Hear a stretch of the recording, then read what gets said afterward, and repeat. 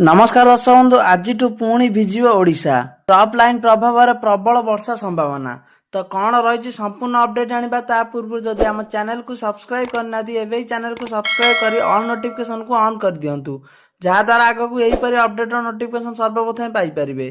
आज top line प्रभाव राज्य में झड़ पवन सह वर्षा संभावना बिजुली घड़घड़ी सह पवन बहिबा नहीं 26 जिला को येलो अलर्ट जारी करा जायछि। एही सब जिलार बिजुली घड़घड़ी सह हालुकारू मध्यम धरणर वर्षा संभावना अछि। घंटा प्रति 30 रु 40 किलोमीटर बेगर पवन बहिबा नहीं मध्य सतर्क करा जायछि। 12 और 13 तारिख बेलू पवनर बेग अधिक जोगु समुद्र अशांत रहिबो, तेणु यही समय समुद्र मध्य को जीवाकू मत्स्यजीवी को बारण करा जायछि। आसंता काली एक लघुचाप क्षेत्र दक्षिण ओडिशा तथा यार संलग्न अंचल सृष्टि हेबार संभावना रही। आसंता 17 तारिख पर्यंत भारी वर्षा संभावना रही।